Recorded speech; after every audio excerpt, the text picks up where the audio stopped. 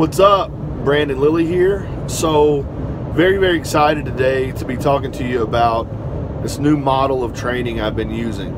And what it amounts to is I have a deep appreciation and respect for the work that Cal Dietz has done. If you don't know who that is, that's a big shame on you, and that's okay, because he's a guy that very much stays in his lane. He doesn't try to force anything on you, but he's brilliant and he's proven. He is a strength and conditioning coach at the University of Minnesota. He specifies in hockey and using Olympic lifts and creating explosiveness. But he developed and fine-tuned an ideology called TriPhasic training and then undulating periodization. So when you look at the cube method, if you know anything about it whatsoever, great. If you don't, the dumbed down, quick, simple version is you have a heavy day, a repetition day, and an explosive day, and those days are rotated week to week in a 3-week wave.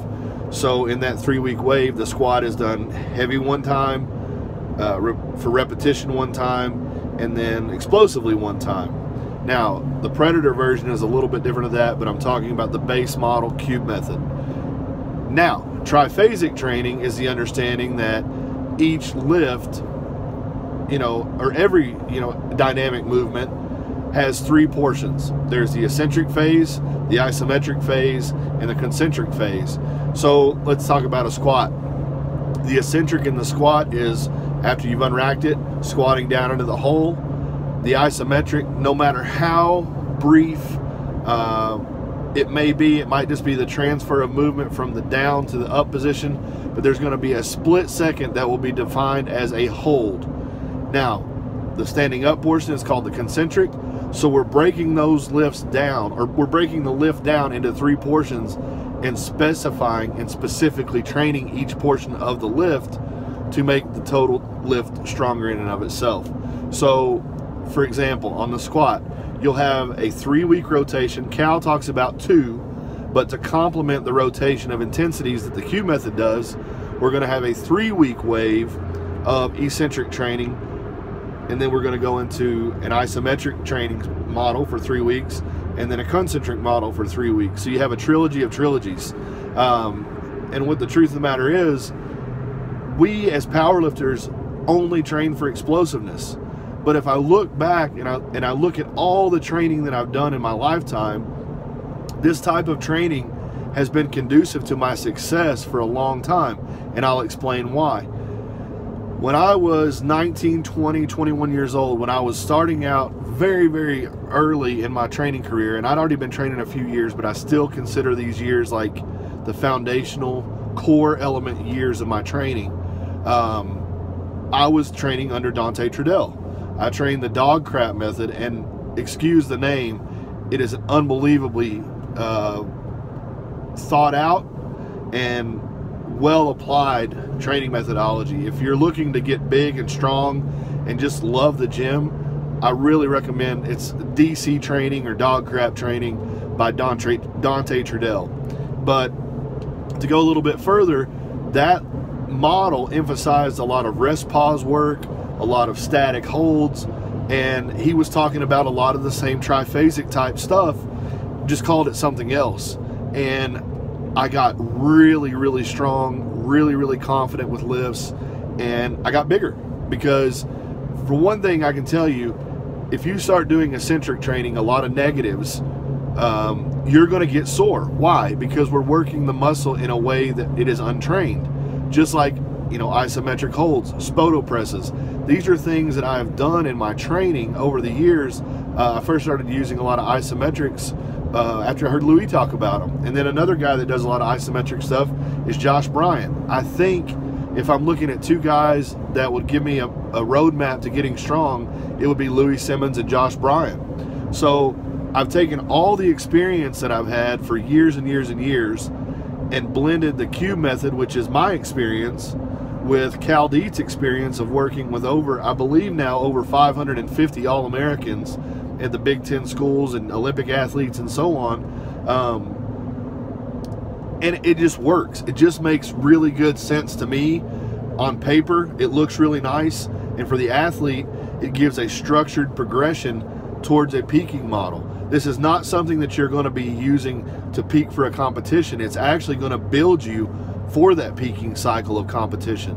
So what I like to do, you know, because it's a 9-week phase, is have this 9-week model with a 6-week peak.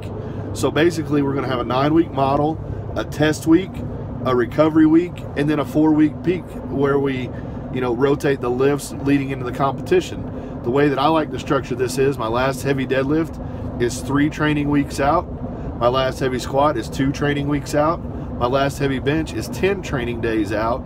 And then I have a 10-day program, you know, where we do some lightweight blood volume type work going into the final 7 days.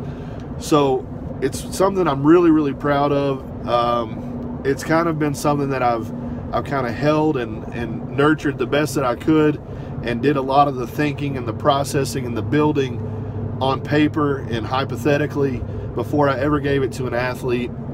And the first wave of athletes that did it absolutely crushed it.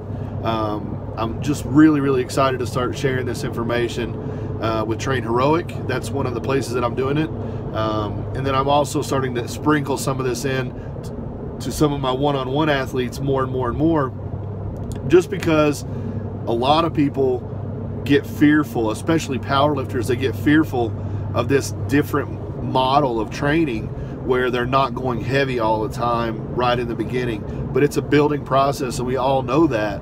So if you're a powerlifter out there, stay tuned. I'm going to share some articles on this, you know, as I better,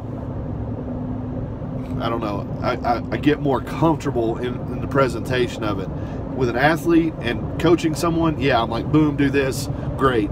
But in sharing the information, I want to make sure that it's shared, it's explained well, and it's backed up with good research, which it is. I just want to get all these things lined out so that when I present it, it eliminates a lot of the questions that might come my way from it once it's on paper. But really excited about it.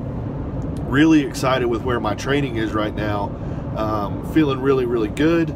I've been doing some of this stuff. I've been doing a lot of the cardio stuff, the preparation phase, I want to call it, to get myself ready to actually go again. I actually, for years, I did not feel like a qualified athlete. I felt like I was a good powerlifter, but I was good at 3 things.